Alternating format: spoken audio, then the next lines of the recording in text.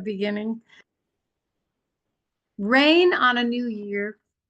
Rain pours on a new year, respite at midnight, to welcome the turning of the year, turning to a dawn veil of fog, followed by showers washing the face of earth, pouring down her alleyways, sweeping debris and anguish of a past year into her gullies, scrubbing her hands of sullied sorrows, washing her feet with blessings, praying for miracles of peace and health, while on the fourth day of the year, massacres continue in Ukraine and Gaza, miracles hide behind clouds of war, waiting for the moment when clean and blessed hands and feet of humankind may enter a newly greeted year to find ways to unite in understanding and compassion, to find ways to unite in peace.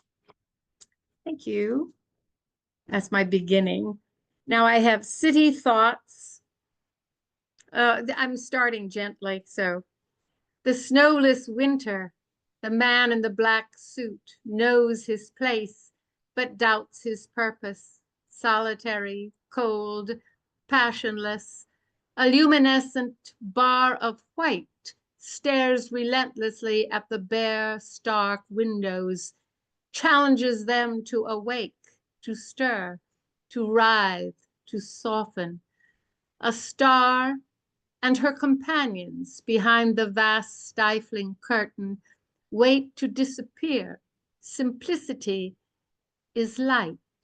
Only in its depths does it reveal complexity, essential to its essence, resonating with the song of the city, ceaseless murmuring, sound of hush in the small hours, ever narrating moments of consciousness, rush of engines, chanting litany to the dark morning before dawn in whispered hums of weariness, repeatedly asking the wind to describe its purpose. And here we have, thank you, we say goodbye to Jimmy Carter. We say goodbye to a great spirit, Jimmy Carter, who tried to define what was good rather than what was expedient, morality above politics, ethics as a framework for leadership, who continued his pursuit of the good even after his years as president, considered one of the world's great advocates for peace and human rights, taking tools in his hand to build homes for Habitat for Humanity, as well as pursuing vaccinations for all children. The 19th president of the USA, the 39th president of the USA, died at 100 and is buried next to his wife, Rosalind, under a willow tree in his home, the city of Plains, Georgia. And here I have spring and birds on the balcony. The patriarch arrives, brilliant red vest, surveying the seeds and shrubs, then seeks his mate, fluttering, flying, looping. Juvenile birds arrive, perhaps observing a pecking order or not. Pecking, rustling, hopping, chirping, singing, pushing, dancing, flying, rhythmic bursts against the rain of springtime. And I have the first fog in San Francisco. It was the first fog of that season. I wrote this some time ago. The first fog in San Francisco paints the dawn with a silver silky veil. The first fog inside the autumn brushes by like a Persian silver tail, and the city purrs in the crystal cool, like a cat softly gazing out your window pane at a street that shines like a glistening jewel. The first fog in San Francisco, wispy clouds curl about the sleepy dawn, tossing of the shadows of the nighttime with a silken yawn. The first fog in San Francisco, sparkling satin swirls in her train, sends a tender whisper to the morning, and dissolves in the autumn rain, disappears in the gentle autumn rain. I read that. It's actually a song, but I thought I'll just say it like a poem. Disappears in the gentle autumn rain. Anyway, this is a kind of a trigger alarm. This is the horror of last week. I wrote about it almost too much, but you may have read they shoot children in the head. They shoot children in the head in Gaza, reports I read today from 64 doctors and health workers from the last destroyed hospital, Kamal Adwan Hospital. Narrations of horror, descriptions of ruined hospital services, of patients at the point of starvation, disease, hopelessness, children shot in the head, sent to emergency, found too severely injured to operate, daily trauma, physical and psychological, starvation, disease, and murder, daily deaths of children. Genocide continues, killing children, killing zygotes and fetuses, refrigerated by parents afraid they will die before having children, seeking. Nothing seems enough. Nothing seems enough. Nothing seems enough. Until all Palestinians are killed, thousands of corpses still under rubble, unable to receive burial, only remembered in prayers.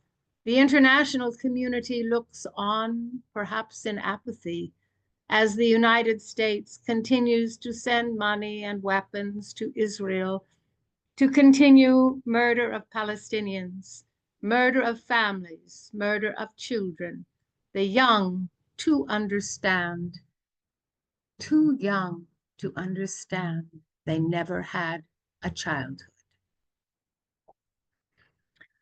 I have a note on that, so for verification, but I'm sure you've probably all read or heard of that. So I have a short one called Every Method of Murder, which is at least brief. They use every method of murder, bombs, starvation, disease. We learn of pagers exploding randomly, killing, injuring, decimating. Every method of murder seems acceptable to clear the land for greater Israel. So sorry if that is hurtful to someone. I don't mean it to be.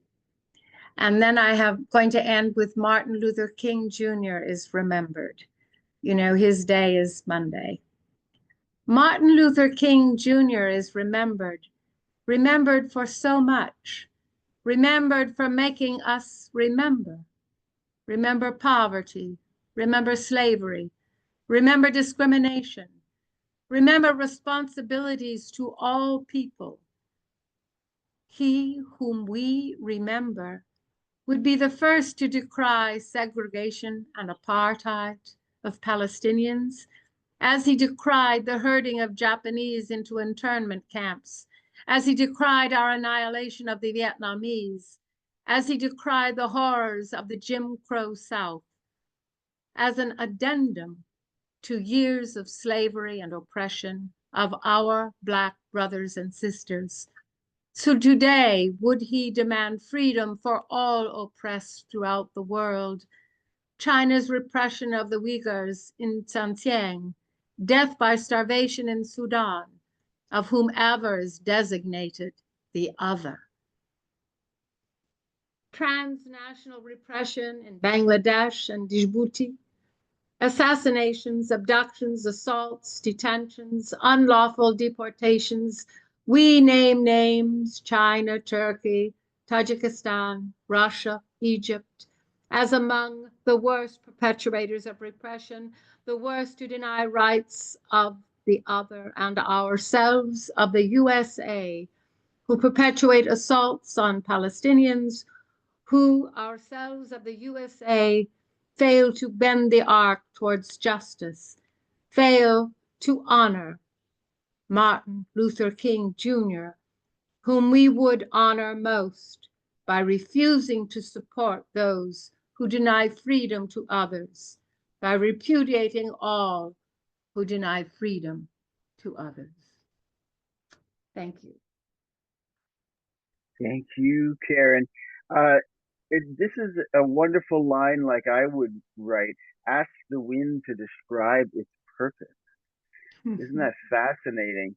Uh, Now, you started with this poem where you have rain pours on a new year, respite at midnight, and you carried on that extended metaphor of rain for quite a while, um, speaking in, showing, not telling, so well. And I really was admiring that greatly. And then the man in the black suit knows his place, but doubts his purpose. I've been starting to reread like symbolists, Mallarmé, for example, the man in the black suit. Now I'm wondering what he represents. um, the first fog in San Francisco paints the dawn with a silver, silky veil. Wow, how gorgeously said. Thank you so much for remembering to make us remember so much. So wonderful. Okay.